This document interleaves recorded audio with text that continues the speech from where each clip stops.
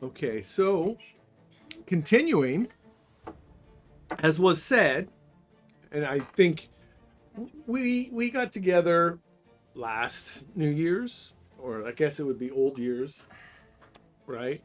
And we talked about the relationship of the new year coming in, which is, and you touched on this, was 2025, and Kabbalistically we add that together. Somebody quick, 2 plus 2 plus 5. 9. So this year was 9, which was the year of the hermit, the year of inward looking, the year of the work, and the year of the path, and each of the tarot cards has a Hebrew letter associated with them too. So the letter is Tet, and it's a symbol that looks like a serpent going back inside of itself, to go inside of yourself, to see, to know yourself, because to know yourself is to know your surroundings. We don't really know our surroundings if we don't know ourselves. That's sort of Gnosticism 101. It's like the beginning. The interior projects within the exterior, and the exterior projects within the interior, and that becomes an eternal cycle. We see what we believe, and we believe in what we see. It's sort of a self-fulfilling prophecy. But that also plays out into this year. Let's do the math again. We're 26. So it's 2 plus 2 plus 6, 10. Just so you know, that's where we came up with why the numerology of this year is 10. There's a lot involved in this card. It relates to life. So this year is going to be about life. But in relation to Gnosis, we would say the most important part of life is life force. So what you put into your life, and what, on the topic of belief, the root of that word belief is lieb, comes from the West, lieb, which comes from Latin, which has a meaning of desire and or life. To believe is what you put your life in, or what your life is. So again, it shows this relationship of who I am and what I am. And that's really important to understand in relation to the card. But I think it's going to be even cooler to show this in another tradition and make a connection to some of the traditions, because Judith alluded to the Wheel of Samsara. So let's look at this card from the point of view of the Wheel of Samsara and the 10 Sephira of the Tree of Life. So if we magnify it and we put the wheel here, centered around the hub, okay, the beautiful thing about Gnosis and the teachings, that it's all relative and it relates. It's not absolute. And that's important to understand. The path, ourself, our life, everything is relative in a sense. It relates to our life. And I had this comprehension just the other morning. I woke up and I was like, of course. Why we have symbols within our dreams, and we think, well, those symbols apply to wherever I am in my life. They're relative. They're going to relate to my life.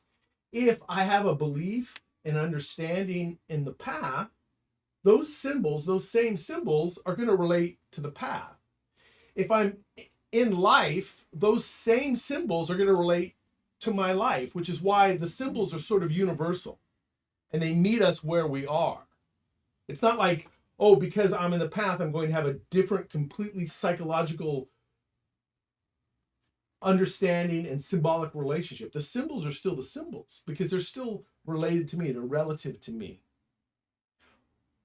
Which is really important to understand because there's an idea in esotericism or pseudo-esotericism that we have to clarify in relation to the path. It's because, as we alluded to earlier, the need to create change in our life, gnosis is about creating change.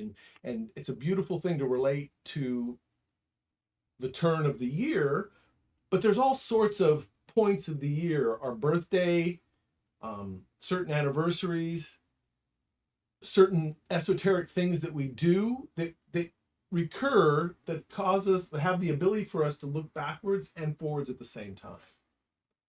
And to be awake and to work within the path is to create our own liturgical calendar so that our whole year is built on new beginnings. It's not just like the symbol of Janus looking forward and backward begins and ends in the new year. It's every point, which is why the symbol of the serpent biting its tail is so important. Because every point of that circle, there's a beginning and an ending. There's huge beginnings and endings, and there's new beginnings and endings. Every thought, feeling, and emotion is a new beginning, a new ending, which is how karma reproduces, and why applying this more to the wheel of samsara is really important. And we're going to place our awareness in relation to the hub as our physical life.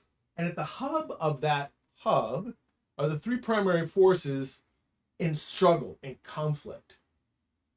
So you can see there's three animals there: a serpent, a boar or a pig, and a chicken or a bird. And they're all intertwined, biting each other's tails, moving one another in constant integration or disintegration. And around the outside of this is the revolving, the evolving, and devolving. So the relationship of these three primary forces, which is the law of creation, that every moment creates and also destroys, which produces the movement of the wheel of life itself. There are things that are evolving and things that are devolving. And we know that within gnosis, that evolution and devolution is never going to produce real change. It's always changing, and it produces the illusion of change. Because I'm thinking different thoughts, I'm feeling different feelings, I'm seeing different images. But psychologically, things are relatively the same. That's what in the East is referred to a Maya, why the world is an illusion. I believe that I'm going. It's like you're on the horizon moving towards the sun, and you're always going towards it, and you're never getting there. And you feel like you're changing, things are getting different, but in the same way you're standing in the same place.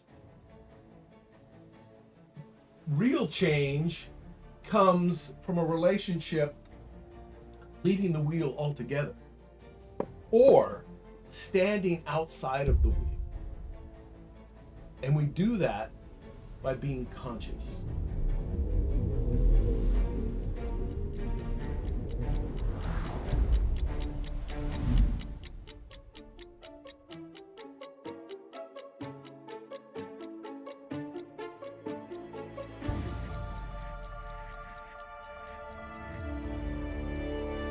This video is an excerpt from a talk held at the BC Gnostic Center in Vancouver, Canada.